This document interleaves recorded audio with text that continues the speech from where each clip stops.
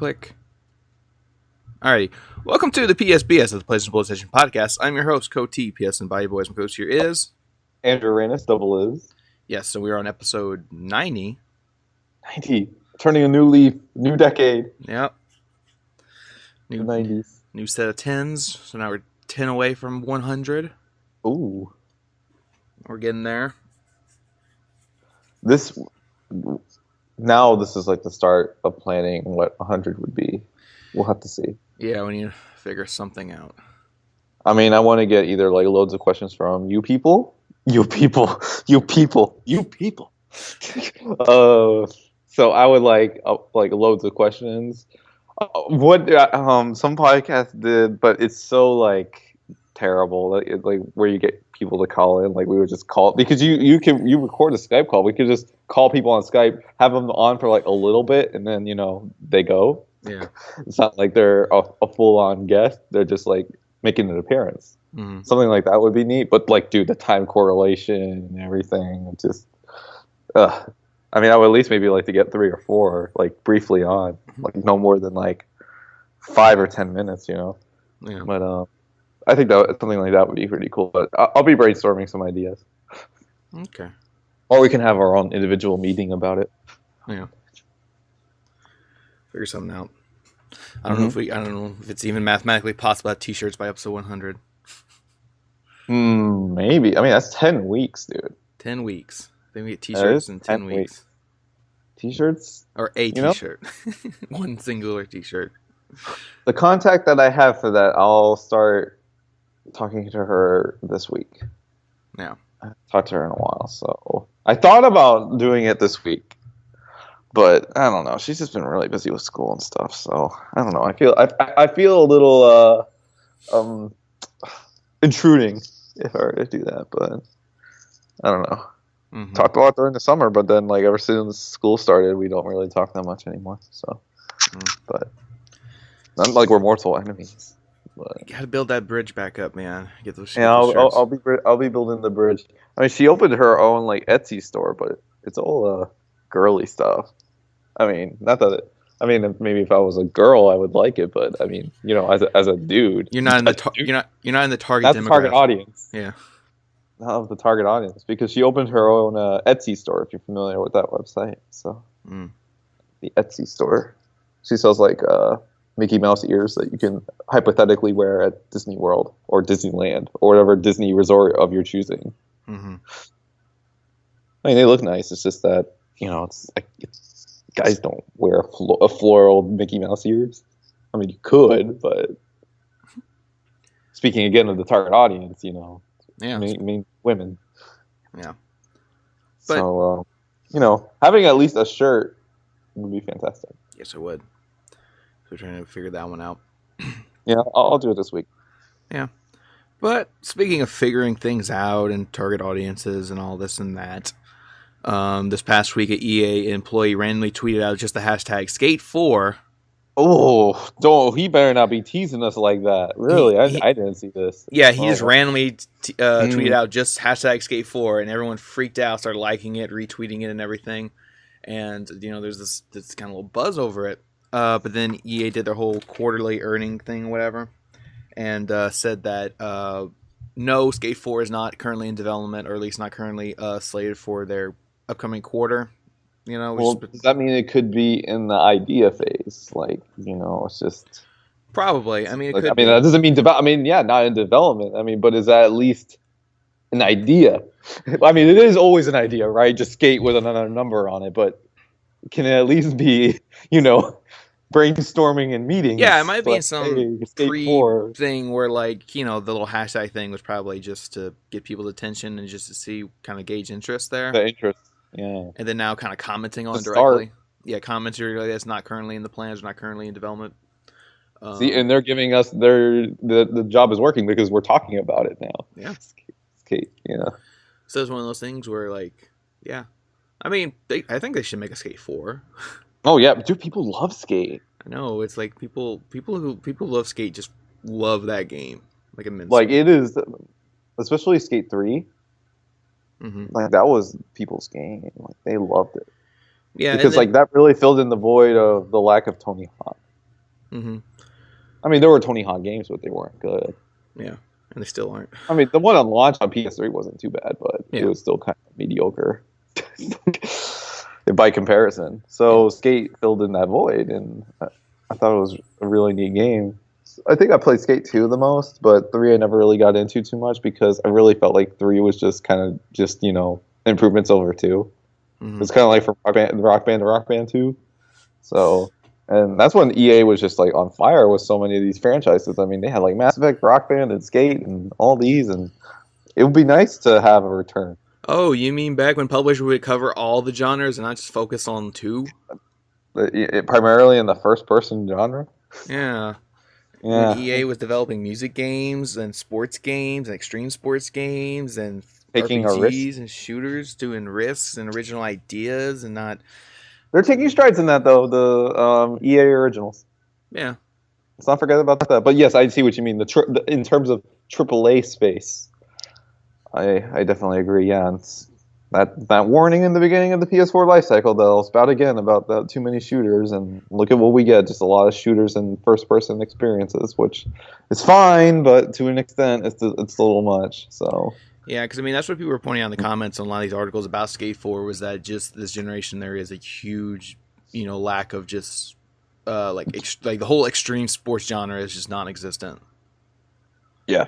I mean, the sales are indicating that, dude. I mean, steep. I mean, nothing about it. I mean, that at least is trying, and it's getting Oh yeah, at least reviews. that, but I'm just talking about overall buzz and people getting into it. It just doesn't feel there.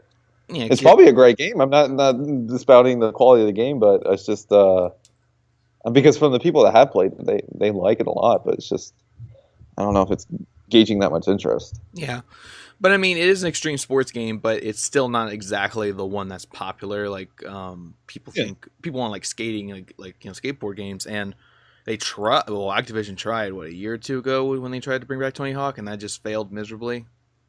Unfortunately, yeah. Which one was? Oh, that's Tony Hawk Ride. Was that Tony Hawk Ride? No, Tony Hawk Ride was the one with the board. Like you actually stand on the board and try. Yeah, which one? Oh, the one that was on PS4 that they tried to they really tried hard on the nostalgia on it and it just failed. Pro Skater 5. Yeah. Oh, man, that was. Dude, that on paper was so promising, right? But they just totally just shut it out. Mm-hmm. It was like, what is this? Oh yeah, I know. I mean, it was one of the worst games that year. Mm-hmm. So it's just so unfortunate, and they had to patch it like a whole bunch because it was just broken. Mm-hmm. Probably is still broken. Who knows? Who really cares? Nobody. Yeah. Well, I mean, Tony Hawk fans care because it kind of shat on the franchise's legacy. Mm-hmm. So that's a bummer. Well, we'll kind of see where the extreme sports genre kind of heads this generation. It's not looking too promising, but who knows? Maybe PS5 and Scorpio, maybe it might be looking a little more promising. Yeah. Or maybe the Switch. The Switch. Oh, yeah. Because the cool thing about Switch is, I mean, it would be really neat. Pick up and go, that kind of game. Skate 4 was on Switch. I think that would be a good game for it. Pick up and play. Switch exclusive, Skate 4. No. Only games that there should be no third-party exclusive on the Switch. I mean, they might get one or two of them, but I mean, only things that be exclusive. The only things that should be exclusive on that thing are Nintendo games. So, we'll see. We'll see. But speaking of EA and more sports franchise or something, EA confirmed in their little fiscal year report that the new Need for Speed is currently in development and set for fiscal year 2018. Oh wow, they're trying again. Yeah. The fiscal year. So basically a sequel to that reboot. The way they describe it sounds like another reboot. Jesus. All right. I mean, fine. I mean, that Need for Speed. I mean, it was fine, but I don't know. Some people didn't really like it. No one liked it. No one liked it, really? Oh wow! I mean, I didn't really get the gist of what the consensus was in that game. I never played it, but I kind of read up on it, and it just kind of sounds like it's one of those things where it was kind of like trying a lot to kind of be like The Crew, but still in some ways, yeah. but still be But Need the for map Speed. was just not there. I mean, at least the crew had a map. Yeah, the crew had a huge map. This one was kind of a smaller map and more Bare narrow. bones. But like the problem was like the game was online only. You could not play it offline. No pausing, man. No pausing, no playing offline. And I mean, I've seen the game on sale a lot. Like that game's always on sale for like $10 on Oh PlayStation yeah, it Plus was always at a sales. reduced discount. So, and that was like 2 years ago or something, because they said they've given this game an extended development time because they said, like I said, it'll be in their fiscal year, which is between April 1st, 2017 and March 31st, 2018. So it'll be within that window. Yeah, I don't remember if that Need for Speed game was particularly rushed. I mean, aspects of it were probably rushed, but I don't know if that development of that game was, rushed out. But who knows? It's interesting. Another Need for Speed reboot, 2 reboots in one generation. So that's fantastic.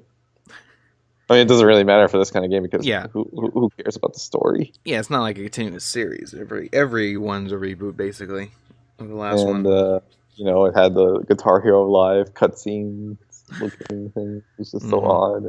It's like we're back in the 3DO CDI era, Philips CDI. Just update it, man. I mean, just come on. We need that arcade racing game filled in this generation. It's been lacking a little bit. Unless you're an Xbox. We have our oh yeah, Xbox has. I mean, yeah, well, Xbox has it, but come on, let's go. I mean, if Switch is gonna have Mario Kart soon, come on, we need some on PS4. Consider Mario. I mean, it is an arcade racing game, so yeah. We need something like that on a PlayStation 4. That's a legitimate one and just totally just one that can like sustain itself for a period of time. Not one that just comes out and just that's it. Well, that's why we wait. Well, it's not arcade, but like Gran Turismo Sport is coming this year. That's right. At least we got Gran Turismo Sport, so really excited about that. Even though the whole game's on VR, so we got to remind people about that because I felt like that announcement just came and went, and I hope they're not like hiding that. Because like even though it probably say PSVR on the box, right? But like, dude, the whole game's not VR. But then they were talking about how there's a VR mode, and they made it sound like it was the full game again. But I'm like, no, you straight up reported that it wasn't the full game, and then now they kind of make it sound that like they're not saying the full game, but like the way they talk about it, they make it sound like it's the full game. Like when you play this game in VR, it's a little shady, isn't it? Yeah. So hopefully by release time, some more blog posts or trailers kind of explain that the whole game's on VR.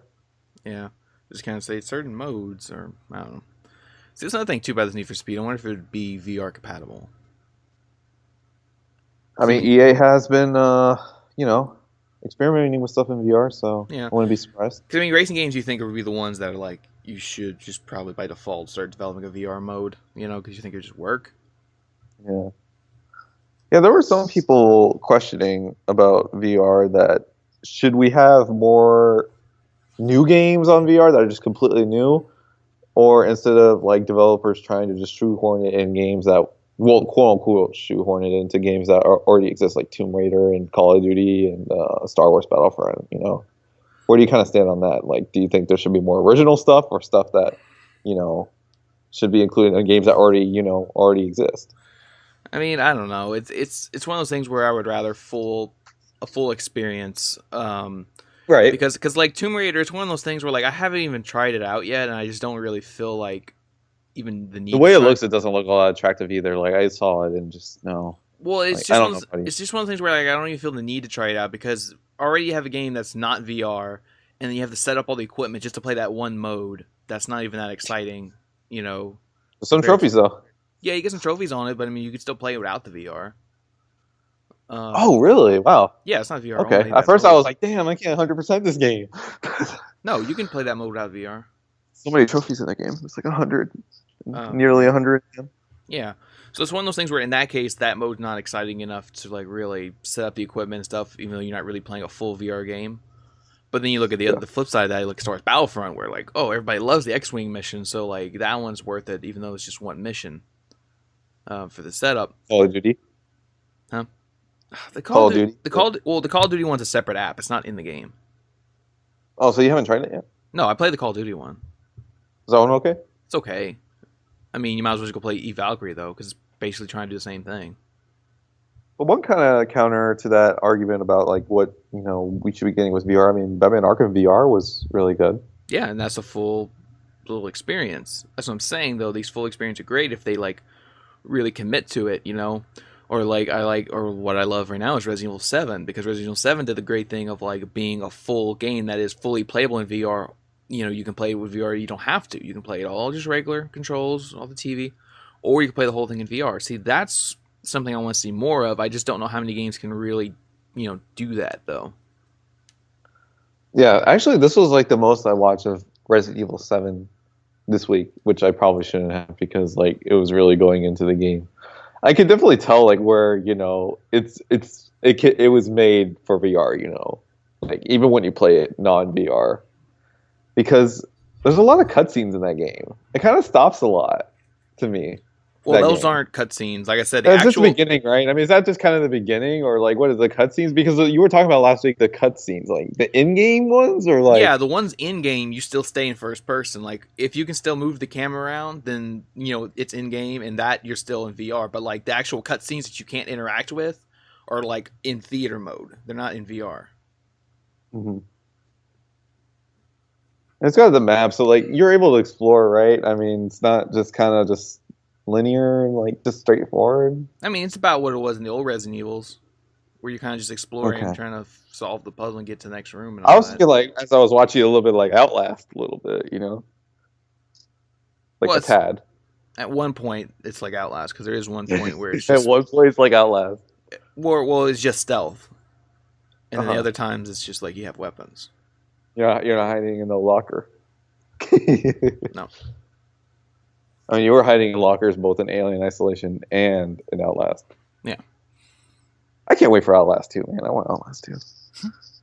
Too bad I got delayed, but I hope it comes like in the October time. And then for the people that think it's going to be free for PlayStation Plus, it won't be. So just a heads up on that. It's a full net. Because they want to make some money. I mean, they made money, putting on PS4 at the time, and they made all their money on PC. But these PlayStation Plus and titles. Yeah, but yeah, I mean that's kind of just what it's going to have to be is just games that are playable both in VR and regular. Because I mean it's one of those things where I just don't see developers really spending. I could never see Capcom making Resident Evil 7 just VR, like a VR only experience, and sell it like that. Yeah, I want to sell. That's why you had to have it both ways. Yeah, and it's just one of the things a lot of developers are going to have to do that, where like this game is compatible, it's going to be playable both in VR and not VR. The only problem with that is I don't know. See, like I'm trying to think of like the Batman Arkham game, like if that could possibly be playable without VR, like if they can still have it be the same game and not VR, Yeah, and I'm not sure. I mean, it might. It would just be a completely different experience because it'd be more like, oh, you can't control his hand, so just press R1 to throw a batarang, or something like that. No update on that rumor, huh? With Rocksteady that other week, right? When we were talking about the future Batman game, possibly, or whatever game that was. Yeah. No update on that, really, huh? Just kind of just. No, actually, a thing got leaked out.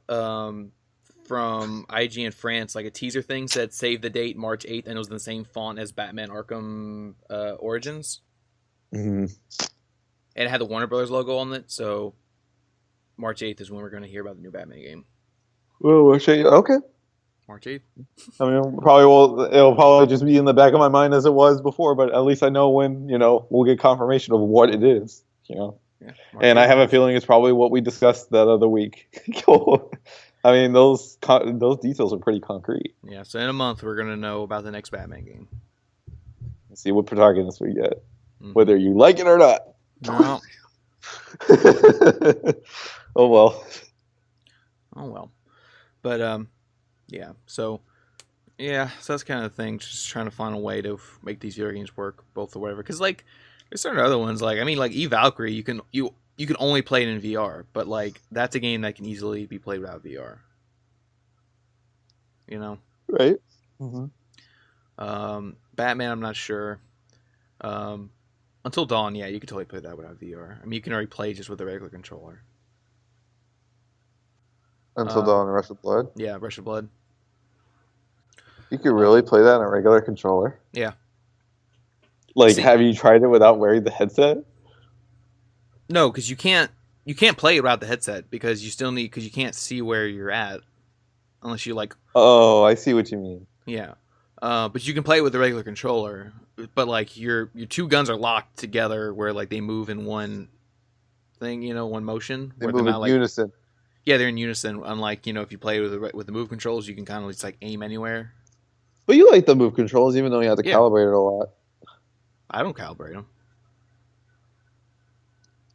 I calibrated them once when you first turn on your VR, and that's it. No more calibrating. I mean, I do the in-game calibration, but not like the PlayStation calibration. The PlayStation calibration. Yeah, like the system, like in the system settings, you can go and calibrate it, but like I don't need to do that. I just need to do the in-game calibration, which is just hold down select and it just resets. Yeah. So that's easy. But yeah, I mean that game they could probably be a not VR mode for it if they tried. A not VR. A not VR mode. But it's all interesting stuff though in the realm of VR. Like for the people that's saying that it's slowing down right now, it's a person by person basis. Like VR is not going to be that kind of thing where it's going to be all at once exploding, because each person has to experience it for his or herself to really, gain word of mouth on it, and then it's going to move on to the next person. It's not going to be this rapid fire thing, and it is moving. Like there's some people reportedly that can't find VR headsets, in stores. Yeah. So I feel like, Sony's not doing any sort of artificial scarcity, because you can definitely get it online. Oh, and we have a question about VR, so we might as well get into Adrian's question here. Is there a chance that actually I think might be one of your news items, so look for it and get ready. Is there a chance we can get some new VR bundles? Well, that's a good question. Here we go. He asked this, I think, like on Monday, so, Yeah. Yeah, so I think the news came out on like Wednesday or something. Yeah, it was like Tuesday or Wednesday, something like that. But yeah, Sony announced that they're they're releasing more of the original launch bundle.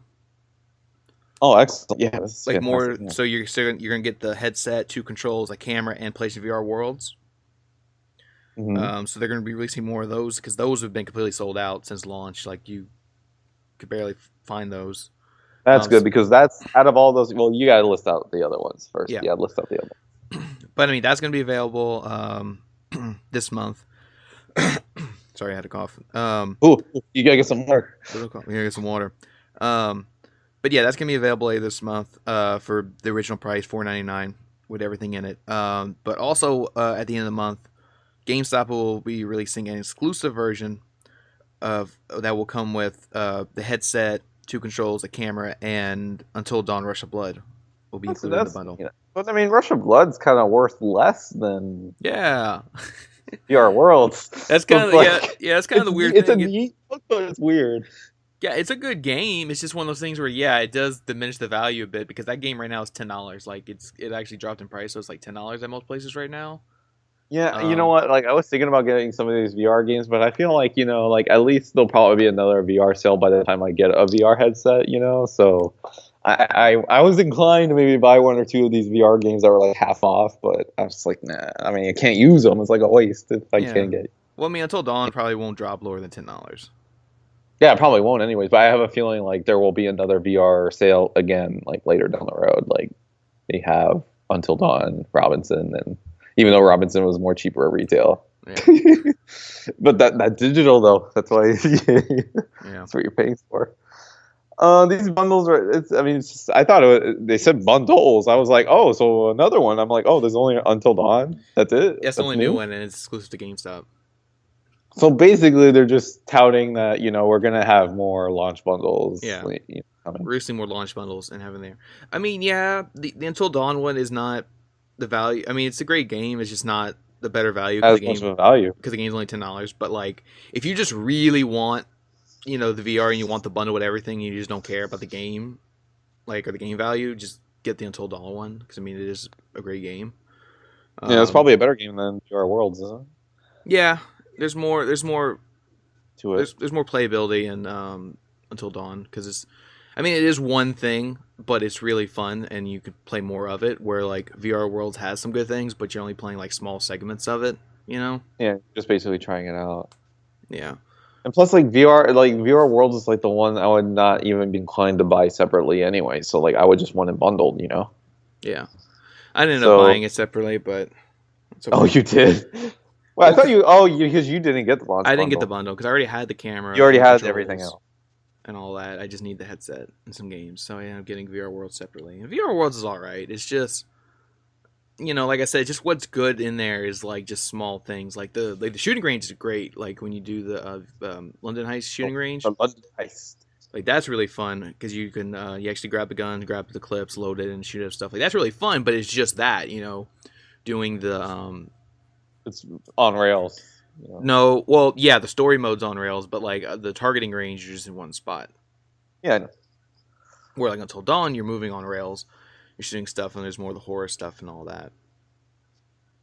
This spells out a lot for VR. It's an indicator that price isn't going down anytime soon. So, I think they'll reprint. Yeah, we're printing out more VR paper. 3D printer. We already have our cardboard, right? So we have a cardboard, Sony can print out VR headsets. Well, I mean, they could print it out in a 3D printer. Yeah, that's right. Yeah, that's right. It's a good indication that they're not dropping down time soon. Yeah. So if anybody's that's on the fence about price, I mean, even by the time I get it, which is like around the summertime, is not happening. I think not even $50 or $25. I think like this is it, for a while. Yeah, I mean, Sony should have just buckled down and did a Resident Evil 7 bundle. But... that would have been really nice, huh? Yeah. Yeah, I think that would have been a bundle I would have gotten. But I mean, Resident Evil 7 will already kind of drop in price by that time. Oh, well, by the time I get it. See, I'm only thinking about myself here. By the time I get it, $20 or $40 at the most. At the most. Oh, and we have a small question about Resident Evil 7 that I think that we talked about last week about the length of the game. Nick asked about how long exactly is Resident Evil 7. None of the reviews I watched talked about length. I mean, you maybe just simply watched the GameSpot one. It did talk about the length. Yeah. About 10 hours, right? About 10. Yeah, about 10 is what I've seen in reviews I've read. Said it's about 10 hours, and I mean, of course, I haven't finished it. I'm only like, I've only probably played 3 or 4 hours of it. Yeah. But yeah, I mean that's what I see in most reviews, say around 10 hours, which is fine. That's good. Yeah. Mm-hmm. I mean, if that's a detractor to you for spending $60 on it, I mean, then that's fine. I guess. I mean, there's plenty of other games. So. Yeah, and I mean the trophies. That's a reported length, and there's replayability with the trophies. Yeah, trophies do encourage replayability. Yeah. So there's value there, buddies. Mm-hmm. I mean, it looks like a good game. A little passive. I kind of saw, at least in just the beginning, like hours, where there's just like a lot of cutscenes, where it just kind of just stops a lot. But I mean, you're active in some of these cutscenes, right? Where like the girl like getting you with a knife. Yeah. Oh man, it's brutal. When I saw that, I was like, oh my god, this game is crazy. But I'm excited to play it when the time comes. When the time comes. Let's see what else that we can lead into a news story. I guess we might as well put it intersected kind of in the middle of this episode here about a big thing that came from this week. So Jared asked this, I think, like on Tuesday too, before this news came about when is the next PlayStation firmware update? Because I think he might have saw news about a beta testing about a recent one, so he's just wondering when is the next one coming. Well, we don't know when it's coming. We just know that the beta is starting up right now, so probably within the month. Since they're doing the beta now, probably within a month. So Jared, if you want to try out the beta, yeah, go sign up for it. Try it out because there's a lot of really good stuff coming in this update. Oh boy, so many good stuff coming in this update. What else do we have? I think I only read like small tidbits of it. What else is in it? Oh my god, there's so much good stuff in this update. So, PS4 is getting an update. The biggest feature that everybody's been asking for, and it's coming for this update, is that the PS4 will finally support external hard drive support. Wow. Up to 8 terabytes. 8 terabytes? So you have to have it plugged in at all times, right? Well, I mean, yeah, if you want to play something off of it that you downloaded to it. What if you like unplug it when like you're playing it just stops? Well, yeah, I would assume so. Wow. It'd be like if you take the disc out while playing the game. Dude, it's like you always have like a USB drive taken, Well, I mean, if you just put what you want on there, like Like if you don't have, I mean, because that's what they say. Cause Like, like what they if I'm say playing Rock Band? yeah, because that's what they say. When you plug it in, all the games you have on there just instantly pop up onto your main like XMB bar. But when you unplug it, they just go away. They just go away. So Dang, it's just 8 TB, dude. Could you put like every PS4 game on there? no, But what if there's a guy that like owns every single one? dude. I have a 2 TB one, and I'm already like Having watching. trouble? I mean, I'm not full yet. I still have like shit. I probably got like 500 gigs left. Oh my gosh! Only 500 gigs. Only about as much as I have. Oh my gosh! Yeah, but when you have games that take up like 60, 70 gigs, Yeah, a good percentage. yeah. I see what you mean. But I mean, it's just there. But What else have we got in this update? So the 8 TB hard drive, huge news. I mean, Xbox has already done something like this for a while. yeah. So that's good. That's going to be there. Also coming in the update, you'll be able to use screenshots as background wallpapers. Oh, that should have been there for a while, but that's good. Yeah. I didn't know that. That's good. Yeah. They're going to refine the quick menu a bit to make it smaller. Take up less space on the screen. Well, wait a minute. I can use screenshots, so like I can't necessarily like use like pictures I get from like the internet. You can if you send them to yourself. Yeah, you like send them to yourself and take a screenshot of it, and then wow, Yeah. what a hoop! That's stupid. Can we just like have a save image and then put it as a background? Like get it from the web browser, like put it from a USB stick or something. Not yet. Because I just want like a darker wallpaper for like at night, so it's not like so bright. So like, what at night, dude? When I'm Your doing TV the doesn't have that PlayStation- adaptive mode on it? I mean, it could have like the automatic brightness, but like I don't fool around with the brightness on like my TV because it's already like at a perfect. Well, not so perfect because like it's at night, it's not so perfect. But I mean, I could like trim it down, but it's just The one in my room, it's not a fancy 4K TV, it's just a regular HD TV, but it does have the adaptive thing on it where it like focuses adjust the brightness, just the brightness. kind of like an iPhone with the sensor, adjust the situation here. But I don't know. But that's neat though. That's the wallpapers. What else do we have? Like I said, they're refining the quick menu to make it a little smaller, so it takes up less space on the screen. That's good. Gosh, it takes up like at least half the screen. I don't really like that. Simplified notification lists, placing game alerts, downloads, uploads, and so on in one list. Basically, keeping it more streamlined, which is good because I do find them somewhat a little overtly complicated for what they are. So simplifying things is good. Mm-hmm. You can now post directly into the activity feed, so you can directly type into the activity feed or post your own screenshots or whatever. Good. I think it would encourage more people to post on there. Yeah, because right now it's just all automatic. Like, by getting this trophy pops up in here, or by uploading this to Twitter or whatever pops up in there. But like, there's no way for you to directly choose what you want to put in the activity feed. There never has. Yeah. So that's there. That was always the frustrating part. Mm-hmm. And then this one's really exciting for me. Update 4.5 will allow you to watch movies in 3D on your VR headset. How does that work? So what? You don't need 3D. You have to wear 3D glasses with your VR headset? No. Like if you load up a 3D Blu-ray on your PS4 and you put it on the headset, you're watching the movie in 3D through the headset. Because when you play, that's wild. Yeah, because I mean, when you play VR games, the games are in 3D. But if you watch a movie, the movie's not in 3D. So you can view 3D Blu-ray movies on your VR headset. Yeah. So that's pretty wild, dude. Yeah, so you don't need a 3D TV now. So if you want to buy some 3D Blu-rays or you have some 3D Blu-rays and you never were able to use them. Back when 3D TVs were a thing. Yeah. So yeah, if you like I said, just have some 3D Blu-rays and you're just never able to watch them, you can watch them now through your VR headset. Granted, the quality won't be as good. Well, I don't know. Like the resolution. I mean, it's the resolution of the VR headset.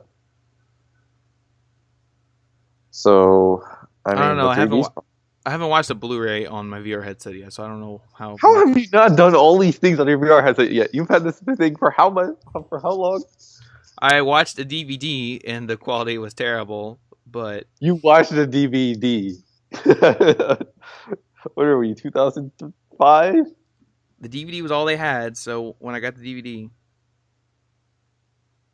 And then the movie itself really wasn't filmed at high quality either, so it was already a low quality film, lowered again because it's DVD, and then lowered again because it's on VR. So that's like 3 factors going into making that movie look crummy. You need to try out Blu-ray on that thing, man. Well, I will once a 3D update comes out. I'll try some 3D movies. Like I would have been curious with everything with VR, but you just like you just try out the software and that's it. Yeah. You're not like putting it through its paces. I mean, I watched some like Netflix through it, and it looks fine. You watched Hulu? Try out the Hulu. Yeah, I tried out the Hulu thing. I mean, I watched that. I mean, when I was watching stuff through Netflix in HD, it still looked fine. It didn't look res down. So, I mean, and that's Netflix. So, like, if it's a Blu-ray, it should look even better. Okay. I believe you. Okay. So, is this it of the 4 point? What did they have a code name for this one? They do, but I don't remember what it was. Code name Yamayugi. Nope. That was the last one. And then there's one more feature for 4.5. Ooh, what we got? It wasn't in the official like announcement, but people who are playing the beta or playing the beta version found it in there, and they're like posting videos and stuff on it. Apparently, for 4.5, it adds a boost mode to your PS4 Pro. A boost mode. They said with boost mode turned on, it basically improves games that do not have PS4 Pro support. Oh man, Digital Foundry is going to be all over this. Yeah. So basically, they're going to be like, so guys, be excited to get like a ton of Digital Foundry game videos in your sunbox. They're going to go play everything. Every game. They're going to go play everything. To find out. This is boost mode and no boost mode, and this is boost mode and no boost mode. Like, oh my god. For every PS4 game, show you which ones are the best that support boost mode. I bet, dude, they must be so excited. Like, woohoo! Yeah. People were playing. It was their dream to get something like this. Yeah. So people who are playing in the boost mode were reporting that for most games, what it basically does is that it doesn't like unlock the frame rate or anything like that. But what it does do is significantly drop load times for most games. Okay. I mean, that's neat for games that have long load times. I can't really name any on the top of my head. I guess just games that take a while. I mean, what does Witcher 3 have like some load times? Yeah, because they specifically mentioned how Witcher 3's loading times have been improved. They're showing like the first one that popped up was like Evil Within, gives you an idea on patch, improving loading and stuff. GTA 5 would be nice for the constant load screens on the online. I mean, it only does a loading screen once for the single player, but for online, there's several loading screens. I mean, it could be a connection thing, but I mean, it's just there's so many loading screens in GTA Online. Mm-hmm. Maybe I don't know if they would do it on that. Unofficial PS4 Pro support. I'm still surprised GTA 5 hasn't even gotten PS4 Pro support at all. Yeah. No 4K. I mean, even though it's already on PC. Too busy working on Red Dead 2 and useless online updates, at least to me. Sony did officially acknowledge and talk about the boost mode. They describe it as boost mode allows PS4 Pro to run a higher GPU and CPU clock speeds for smoother gameplay on some PS4 games that were released before the launch of the PS4 Pro and have not been updated to support PS4 Pro. Basically, games with variable frame rate may benefit from a higher frame rate, and load times may be shorter in some games too. So, and then other people were kind of like posting videos and kind of referring what this means. So like for most games though, like they with boost mode, they're going to get a significant loading speed. Like the games are going to load faster. But for games that have like unlocked frame rates, it's going to bump it up to like 60. Mm-hmm. But if it's already locked at 30 or locked at 60, it's not going to change that. Right. So, because I know some people were freaking out thinking like this was going to make every game 60 frames per second. No. That's not what this is. Like I said, some games will get a frame rate bump, but most will not. So, but like it's still exciting. And then like I said, we're going to see Many videos on this. We're going to get our sub boxes flooded with these. Every single PS4 game they're gonna play every single free PS4 game and make a list of which ones get the best and worst boost mode support. Dude, I mean, they're just gonna have a video on every single one. Yeah, Digital Foundry is gonna be busy next few weeks testing out every single PS4 game. I mean, it's good because they're gonna provide us with those answers at least, but at the same time, it's a little hilarious because they're gonna. I bet they're really excited right now. So. At least they'll answer our questions on which games work and which ones don't work. So because they know that, so we'll see. Mm-hmm. It's a little difficult to try for ourselves because Yeah, I don't do beta software. We don't speak computer and software and. Yeah, I don't know all the technical stuff. But a little tricky. Yeah, and then for the firmware stuff, yeah, I don't participate in like beta software either. I don't like testing out beta software. Oh, you don't like testing out beta software on your precious PS4? Nope. I thought about doing it one time, but you were all like, "Don't do it," because it was something about Uno, right? Like if you could play online if you had it on. Like when you're doing beta software, you can't stream or do screenshots or anything while you're on it. Oh, that was it. Yeah. So, yeah, and then plus I don't know. I just don't like putting beta software in my system because if it messes up, then it's no one's fault because you're using beta software anyway. Same thing with iPhone. I don't like using iPhone beta software because it just gives an unpleasant experience. Oh yeah, this year was the last year I'm going to do that. I say that every year, but I think but iOS 10 just totally iOS 10 beta was just totally just at times unusable. Like in the past, it was more manageable, but certain things even call dude, if it's a phone and I can't even make phone calls, then that's a problem. Yeah, that's a problem. So that's a problem. So I think legit, no matter what this adds, dude, I don't care if it gives you free iTunes money, I'm not gonna get it. Yeah. But we'll see, right? I mean, when June comes around, I'll be like, oh my god, trying out iOS 11. Here I am. It's the same. It's the same. But we'll see. I think I'm gonna pass on this beta for both of them. Okay. I'm gonna wait for the official. Yeah, that's what I do. But speaking of updates and pro support and all this and that, so much. Bethesda announced this week that Fallout 4 will be getting update 1.9 for PC and I can't talk.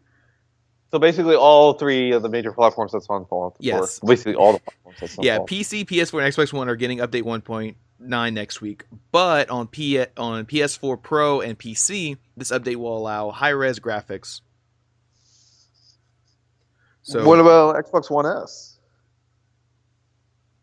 I don't know. At the top of the article says Fallout 4 is getting a substantial high-res upgrade for PC and PS4 Pro.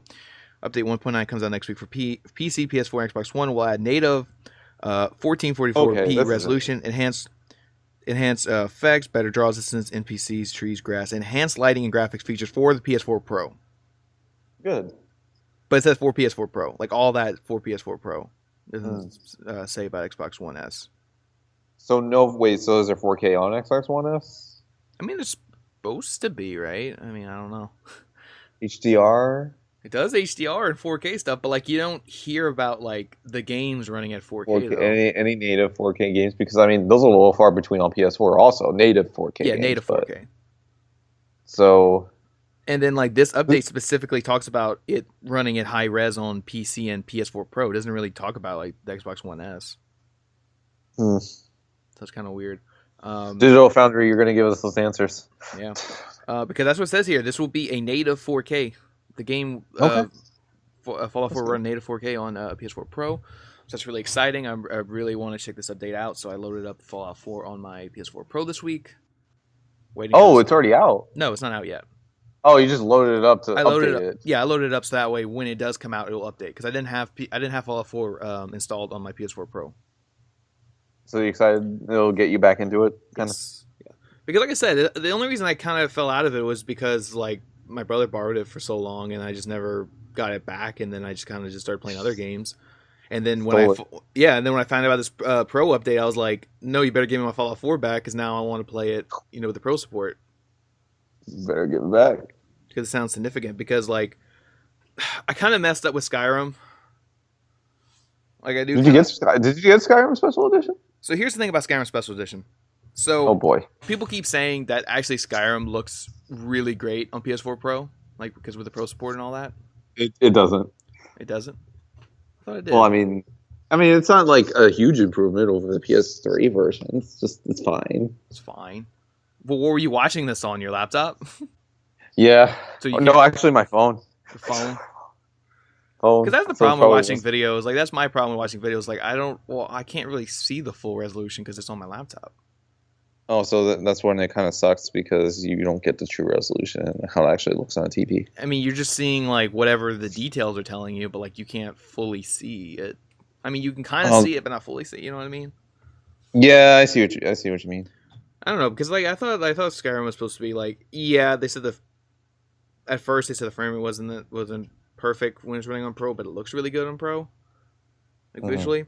Because like it's one of the things where like I want to try it out on my PS4 Pro, but the problem was I ultimately bought Skyrim for Xbox One because Xbox One had more mods on it. Oh. So, and then I barely played it because like I got it for Xbox One because I thought my brother would play it a lot, try out the mod support, but he hasn't really played it much because the Xbox kind of just stays in the living room anyway. Yeah. So it's just kind of like, eh. But I mean, there's mods on PS4 too. Yeah, but not as many. Nope. The limit.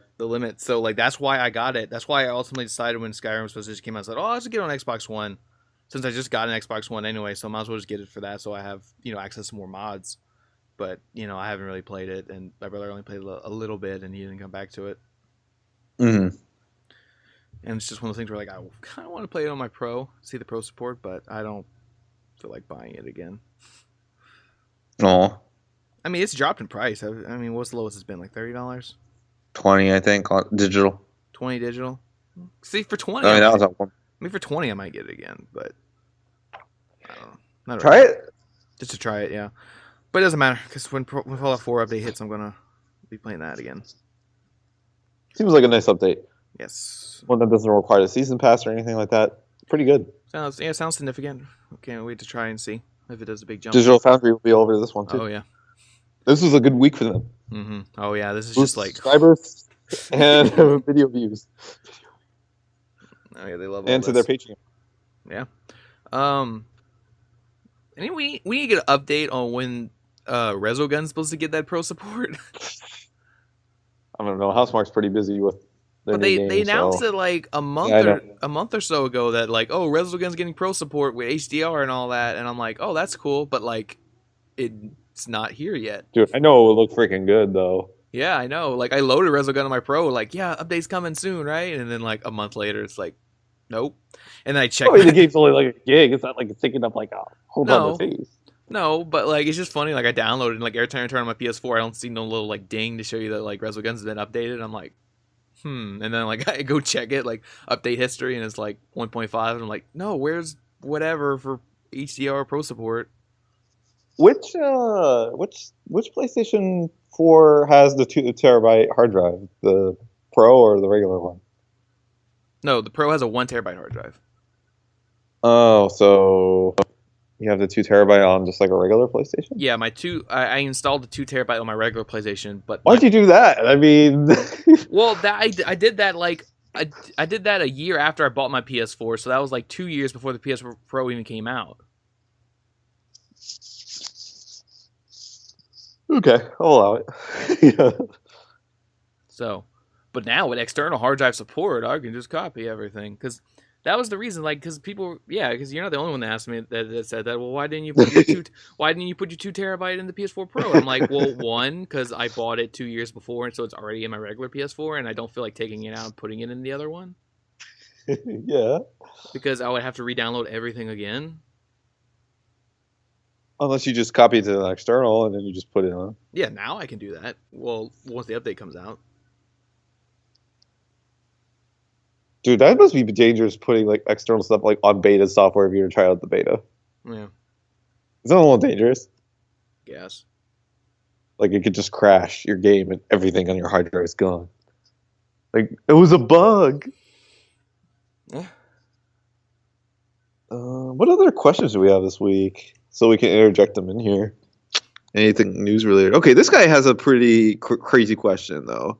So stay with him. I was a little reluctant to even put this question on here. So it's good that we put our like main topic in the middle of the podcast. I mean, we don't have like any other big topic, do we? I mean, there's still more stuff here I want to bring up, but they're not like big deal stuff. Okay, it's not as big as the update. No, the update was kind of the big thing. Okay. You want to hear Dimitri's question? Okay. Is it possible that Sony could put brand new games on PlayStation Plus? They could They could in turn raise the price of Plus and offer the latest games on the service. Would like to hear your thoughts. Okay. We talked about this so much, but this idea, like raise the price of PlayStation Plus, that's different. I guess somebody's offering a solution to getting free, like the latest games, like raise the price more. More. Yeah. We've heard. I think I've heard this idea before. Yeah, I mean, we specifically kind of talked about this. I mean, I kind of touted this idea. Tout this idea of like 1 month just put out a brand new game. But he's talking like a brand new like AAA game because we've seen games like the first day they're free with Plus, as they launch. Like that's right. I think I know what he's getting at here. Brand new games. I wonder what he's getting out there. Not just the typical $9-10 game. No, he wants Resident Evil 7. Yeah. You can tell it in the language in this thing. I mean, if he wants to raise the price, why would you want to raise the price on just like full throttle? Yeah. Remaster. I mean, if they did like, what would they call it? PlayStation Plus? Dude, like, this service would have to cost like more, like to even offer like some of the latest and greatest games. Maybe like $150, something like that. Like, you just can't. It just doesn't work like that. The logistics of it. Yeah, it would have to be a lot to get like, and then you're like you couldn't even. Because like when you buy games throughout the year, you're comfortable spending $60 at once, but not like a whole like $50, $160 plus subscription all at once. Yeah, I mean, if you do, like, if PlayStation Plus, like you said, was like $100 or $150, like to get so that way you can get a couple of new games as they come out, like. And then, like, you couldn't just do one or two because then people get mad. Like, I pay $150, I only get, like, what? Resident Evil 7 in January, and then I have to wait all the way till, like, maybe October, and you get something else, like... Or I could wonder, though, you get to choose which ones you want, and it's like, you redeem the games of the year that you could get. Yeah. Like, you get to choose which ones you get of the month. But then again, you don't get to know, unless the release dates change and games get delayed, you don't know which ones are going to be later down the road if you already used, like, let's say you get 2 a year or something like that. Like, I think at least 2 AAA games a year, I think would get people to stop bitching. No. Like, you get to choose 2 a year. This is just throwing out ideas, though. You get to choose 2 a year, and, like, one goes away, like, once you pick one, and then, Yeah, I mean, it's funny, because, like, Sony's already kind of done this whole, like, choose thing, because, like, remember when, like, when the PlayStation Network went down, and then they came back, and they did that welcome back thing, where, like, look, out of one of these 3 games, which one do you want? You pick it, and then the other 2 go away, and then... Out of these, I mean, that was such a specific example, but yes, I mean that gave an idea of that sort of thing. Yeah, but that was such a specific thing, with the hack and all that. Yeah, see, that'd be kind of neat to do that. Well, I don't know if that would piss people off more or less, but like, if like they, anything's gonna piss people off though. It doesn't matter. Yeah, I know. I know, but I mean, like, for just regular PlayStation Plus as is, make people pick the one they want, like, because I know they did the voting thing, but not voting, like, you pick which one you want out of these 3, and then but so many deals and logistics that they go to the developers, and they all have to agree upon it and all that. It's just, that's the thing, Yeah. If they were all on the same page about it, but not all of them were on the same page about it, that's the problem. I mean, as great as that sounds, it's just logistically they can't work. Yeah. So basically what you're saying... Dimitri, I mean, it's an idea, right? It's an idea. But I don't think it's an idea, but you never know. It could happen, but I mean, if you really want the price of Plus to, like, skyrocket, like 100%, then sure. I mean, I don't know why. Well, Sony had to pass with that EA access, man. Man, God, that pisses me off all the time. Like, even despite we talked about earlier, EA not putting in as many great games as they did last generation. I mean, still, getting Battlefield 1 or like trying out like Mirror's Edge, before knowing it was shit, and then everything else. I think that would have been great, but Sony was just like, nah, the value's just not there. What a load of shit.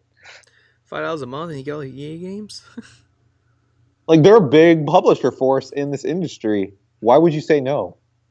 Yeah. Just that pissed me off. I mean, it was great to hear that they said no, because now we know why it's not there. Now we know why it's not there. Yeah. So yeah, that's that.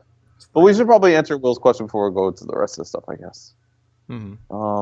Maybe one that we probably can't answer because we didn't even get our hands on it. But Will asks, what did you think of the Horizon Zero Dawn gameplay? Because they had the press play it at LA for like a few months or a couple. I think it was just a couple. Yeah, we didn't get invited. No, we didn't. LA would have been pretty far. Plus school, I was really hesitant to watch the gameplay, but I watched maybe only about 5 or so minutes because to really know what like the final like game looks like, because it went gold. So I guess that's another new thing. So it went gold this week, January 31st. So that's fantastic. Game is done. I wanted to see what just the final game looked like. I just wanted to see what the HUD looked like and everything and how it looked, because beforehand we would always get demos with no HUD and all that. So it's nice to see what it actually looks like. Final release. Mm-hmm. But I don't know. Did you catch any of it at all? No. Yeah. So we can't really answer that question. Sorry, buddy. I mean, the conversation was interesting. How you conversate with people look cool. Yeah, I mean, like I said, we weren't at this thing, and I didn't really watch it because I mean, it's just what we always talk about at this point. At this point, we just had like a weird embargo thing where like you couldn't show 5 minutes gameplay straight. You had to like have cuts in it because they didn't want to make it seem like, with the world being so big, that it's boring where you're just walking around. Yeah, it's weird. Yeah, but yeah, I mean, it's just one of those things where like, yeah, we haven't played it, and then we didn't watch the videos because I mean, we're just ready for this game. We just want to play it. We don't really want to see any more videos. I'm disappointed that it's the end of the month, dude. I thought it was like this coming week. Nope, February 28th, the last day. I so much that it feels like it's coming out this week then. Why? I guess they have this press thing to have like the final previews up, right? To really get you hyped for it. And then you look at the date, it's like, oh, what? Oh, right, fine, I'm ready. Oh, yeah. And then knowing Sony Watch reviews will be up like tomorrow. Dude, this isn't Killzone 2. Chill out. Well, it is from the guys who made Killzone 2. Dude, remember Killzone 2 got like reviews 2 months early? It's 2 months. When Jeff Hayes IGN had that review so early, I'm like, oh great, when's this game coming out? 2 months. 2 months. And IGN really had no choice because like they got these games. It's like you might as well review it, right? Yeah. And yeah, Jeff Hayes over here reviewing Killzone 2 like 2 months early. That's just like, what the? It's a great game, but I mean, clearly it's a great game because they were so confident in it. Mm-hmm. You don't get that anymore, man. For better or worse. Yeah, well, I mean, Sony has kind of realized that it is a bit ridiculous, to put out 2 months ahead. 2 weeks is like ridiculous, 2 is like 2 is it. Yeah. I mean, they were doing that a lot with their games. I mean, Killzone was 2 months. Heavy Rain was like a month before the game came out. I think Infamous had reviews up for like a month before the game came out. It's ridiculous. Yeah. So I mean, I think obviously Horizon's going to get reviews before at least like a week or so. Yeah, I think at least a week or two before release date. There's going to be reviews already popping up. They're confident in this game, dude. It's going to be awesome. Oh, I'm so excited. The fact that they got confidence in it and that they're going to... I mean, they showed a whole full retail version to the press for about only 5 hours. Because that's the thing about Sony. Like, because I mean, we always talk about this a lot with other developers. Like, oh, if we don't see a review, before release date, is it bad? Because like Ubisoft does that a lot with their games. Like, you don't really see the reviews until like the day before, like the day of. No, And we got Bethesda's new policies. And Bethesda don't do them at all now, so it's kind of like, But I mean, sometimes it's good, sometimes it's bad. I mean, you see like South Park didn't get reviews till like the day before, day of, and I was really worried for that game. And then no, but it gets 9 out of 10s from everyone, and it's a really great game. Dying Light. And then Dying Light in the reviews was like, oh, this is really good. I took a shot in the dark with that game, dude. That was like, I don't know. And then it's a fantastic game, and I'm just like, oh, fine.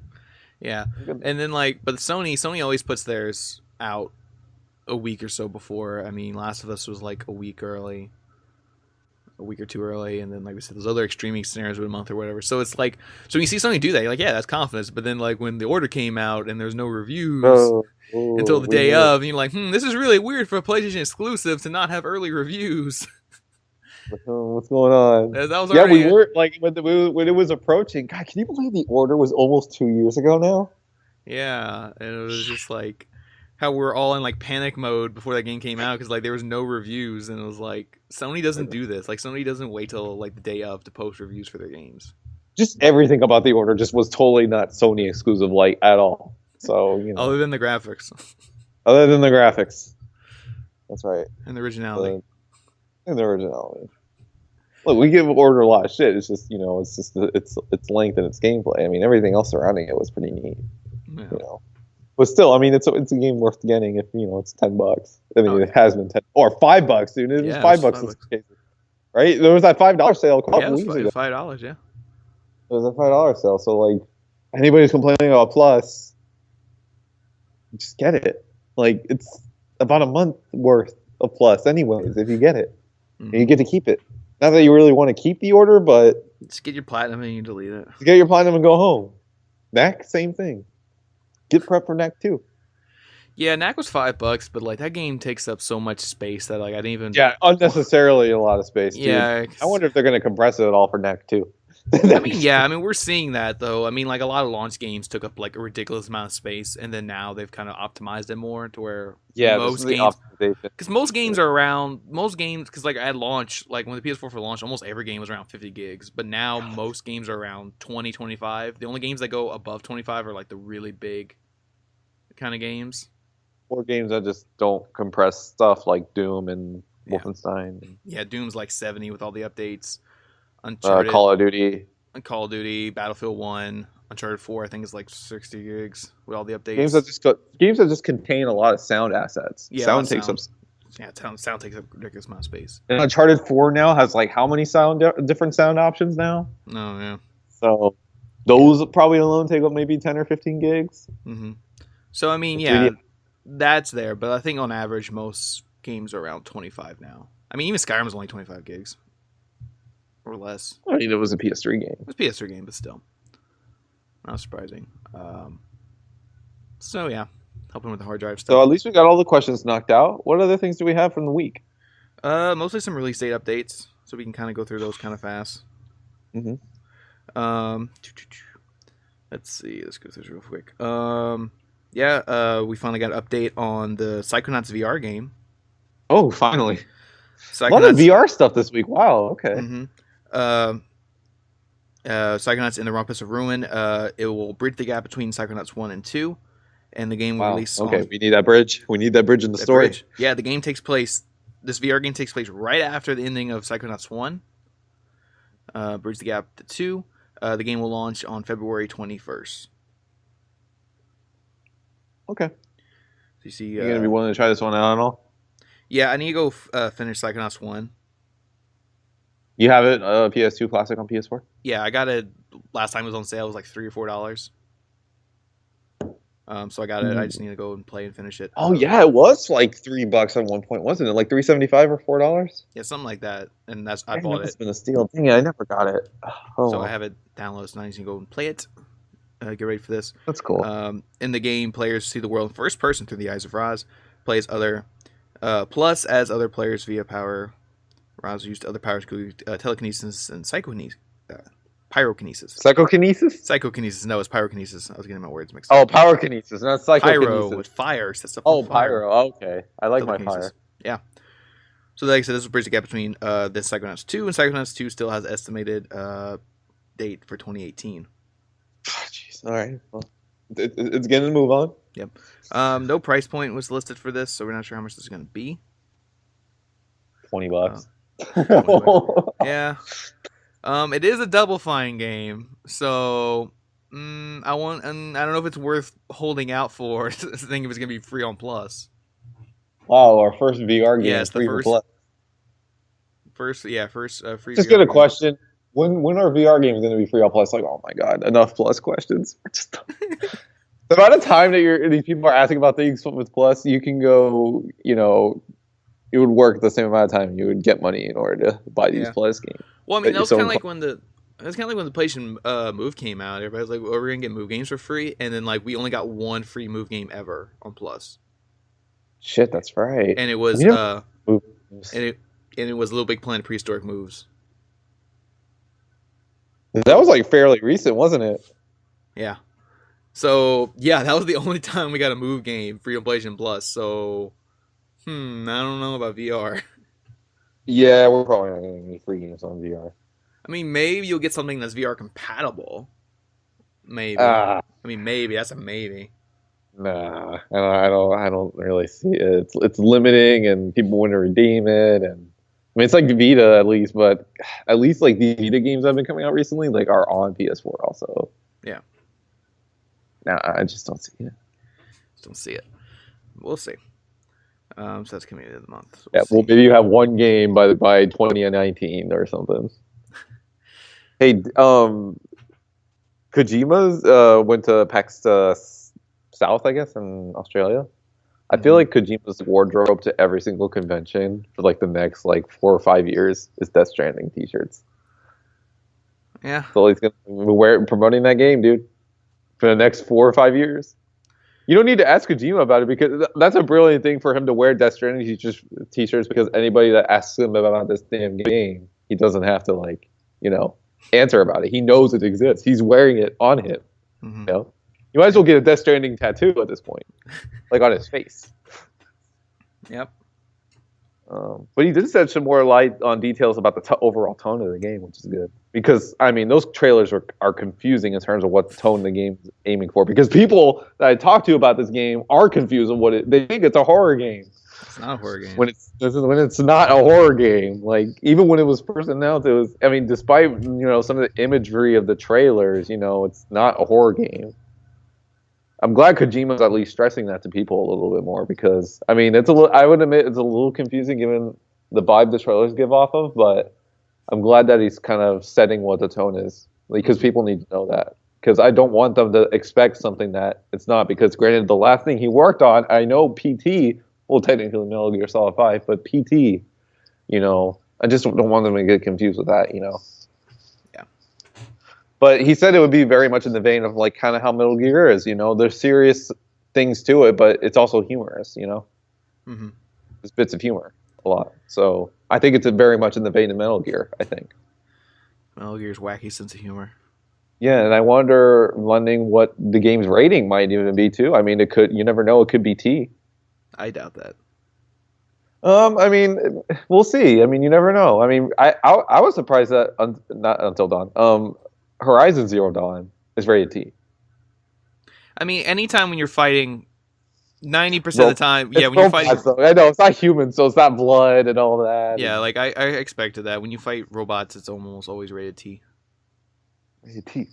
Well, I mean, you can always have the language. Yeah, but I don't know, something about it where I was just like, because you're fighting primarily robot enemies, I was just like, this seems rated T. Rated T for T. Yeah. But no, Kojima only ever made one T-rated game, and that was, well, I don't know if Zone Enders was rated T or not, but I know, at least for Metal Gear, Peace Walker was rated T. See, but you never know, right? You don't know that for sure.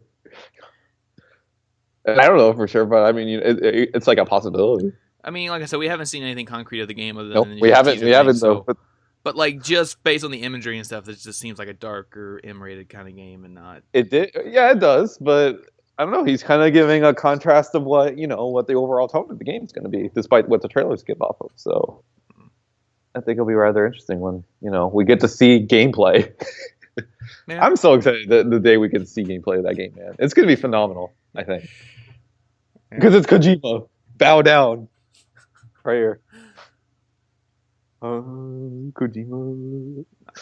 Give you the keys. See, that's what I thought you were gonna say. His wardrobe was a freaking crown and a cape or some shit. Oh yeah, might as well, right? Yeah. Well, no, every single convention he goes to, he's always wearing like a Death Stranding T-shirt. But I mean, I guess I could have said that he had like a cane, a crowd, and a. He looks like freaking Xerxes from 300. People are just like throwing themselves on the ground so he doesn't have to touch the ground. You know, just walking over people. Dude, you might as well, dude. I mean, that's what he is to the gaming culture. Got a big old throne that people just carry around with him sitting on. Might as well at this point. I know it. But I think people have calmed down. Kojima's Kojima. He got the award.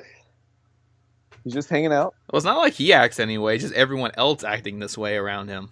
Yeah. I mean, it's not like he has it. I mean, it could be feeding his ego, but it's just everybody around him is feeding into him. Yeah. But at least he doesn't exert it in any kind of way, which is good. It's just everybody else is doing it because it's the media. Yeah. The media. So just calm down, man. But yeah, what other things do we have before we wrap it up?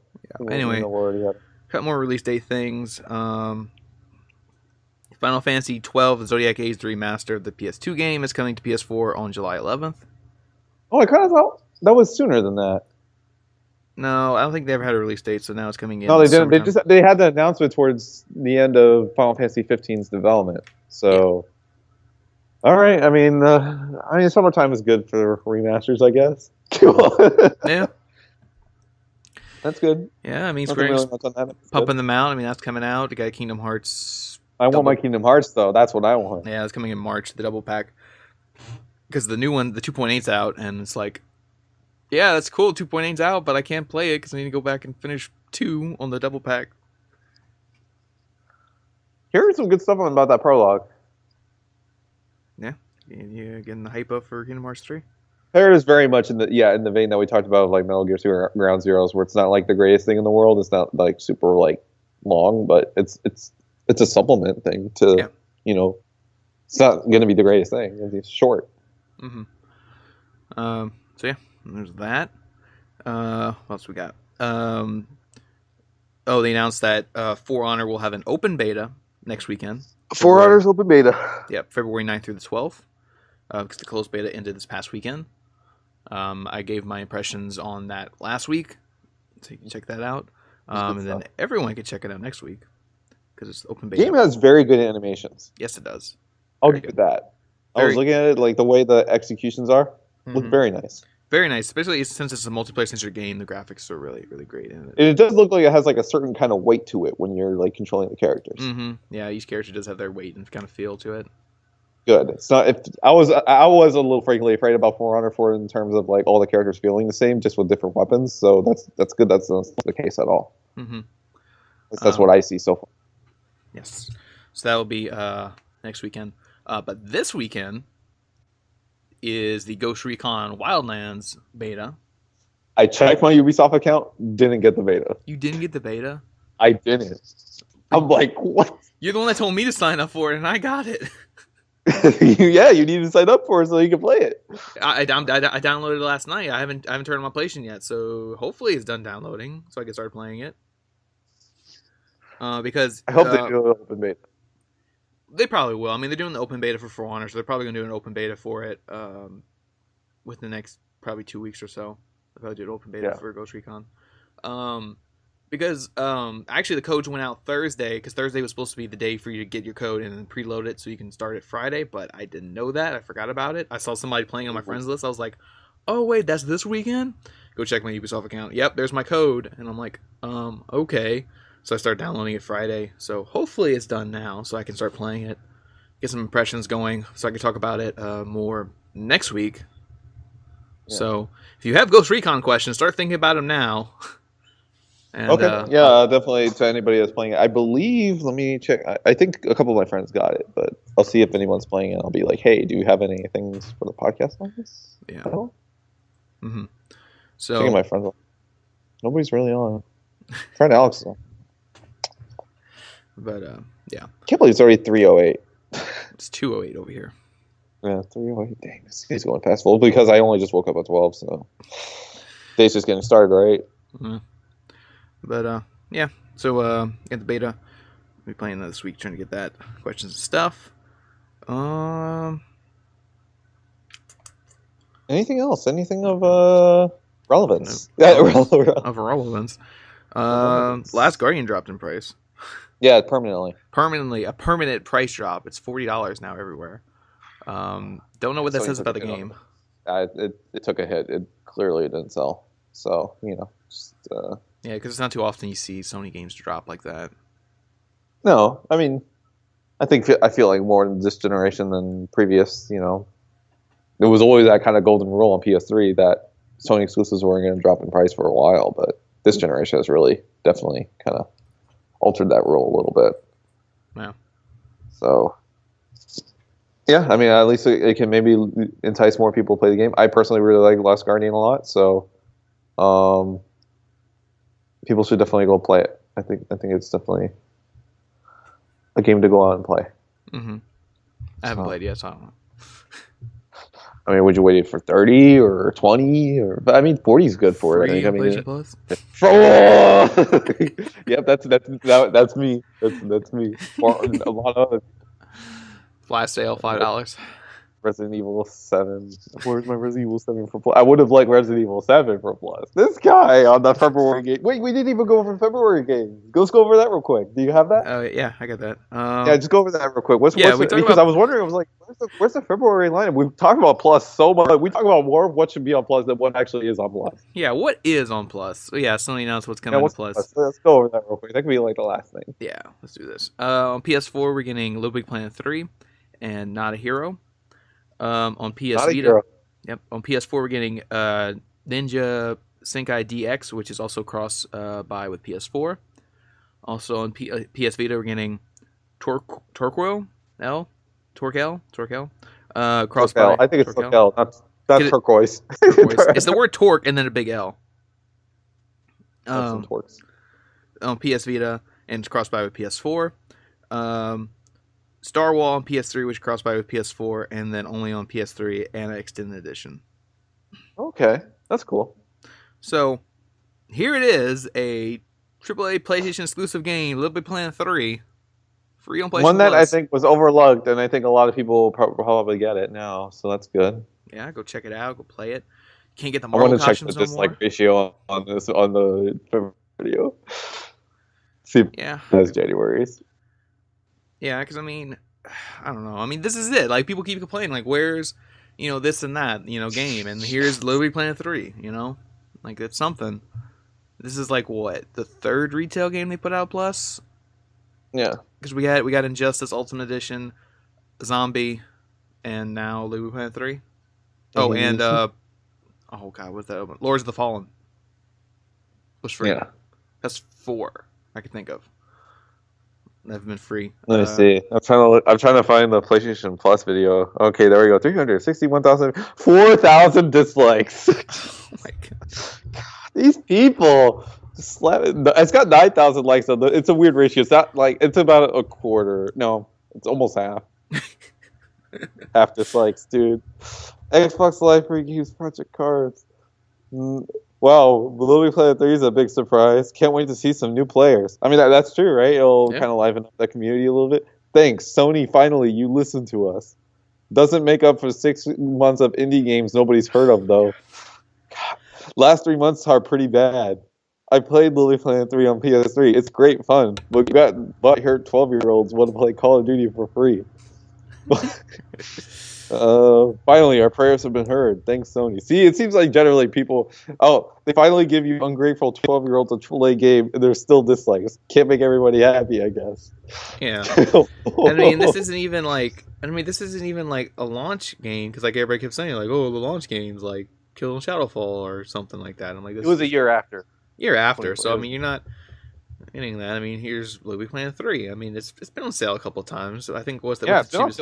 Like maybe $10, I think. It was going to be one of those like $10 games at one point. So it's like, it's not that much of a value, but it's something, dude. And yes, it infamously wasn't working at launch online and several other places, but it's been updated to hell. So in a good way, in a good way. Yeah.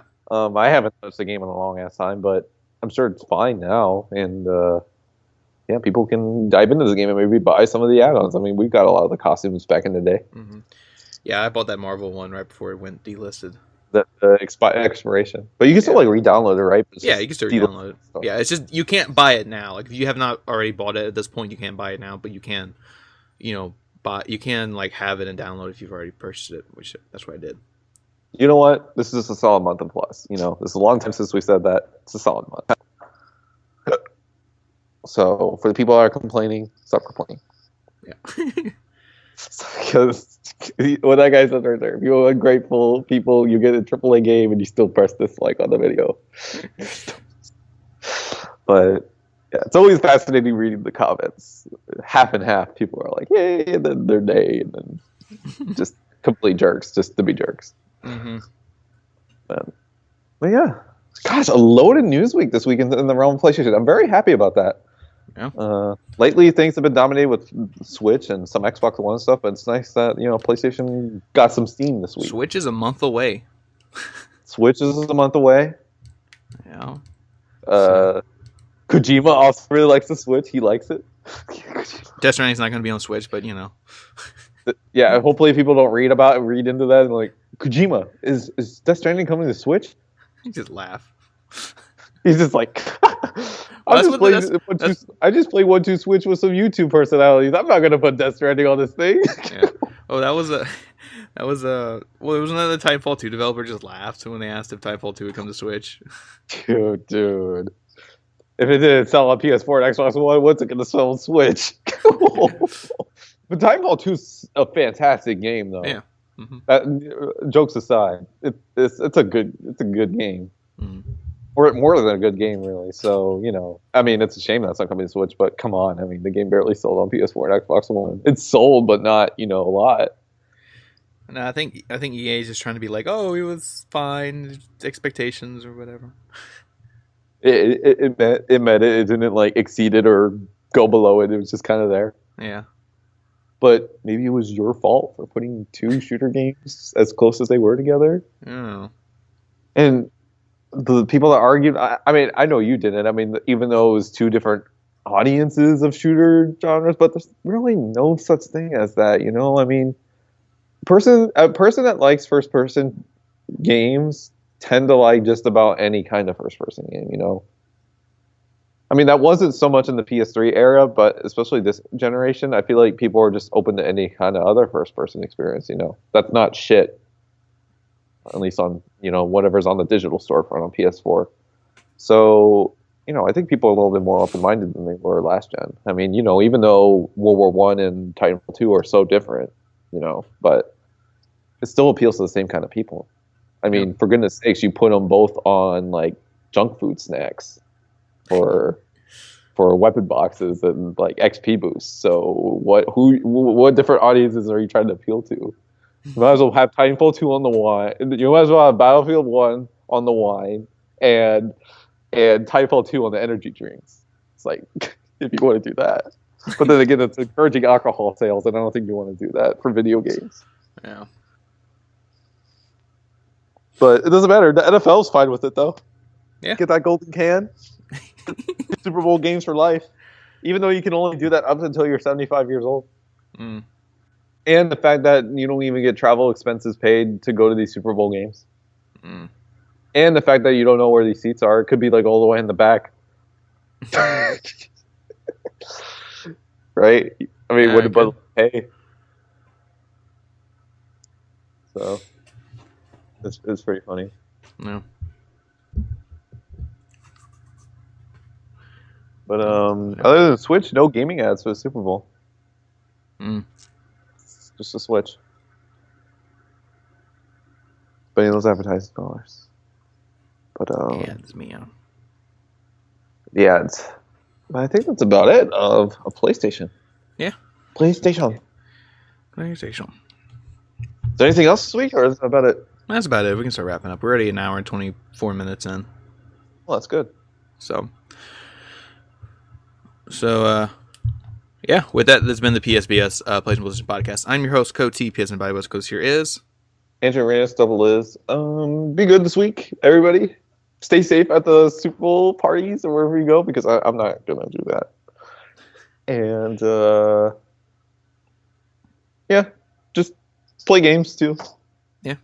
More Resident Evil 7. If you got any more questions about that game, ones that are kind of simple, but I mean, he was curious about the length of the game. Mm-hmm. Anything about Ghost Recon Wildlands would be helpful too. Add me for Rock Band for when I come back home. Add me for Rock Band. That'd be nice, so I can have some bandmates to play and not have to worry about going to the forums or looking online for people. Other than that, yeah, message me. Yep. Any questions? I guess anything, but preferably we're like PlayStation stuff for our podcast, so then we can answer it on here. Yeah. But yeah. This has been episode 90, and thanks for listening, and hopefully we'll see you guys next week. And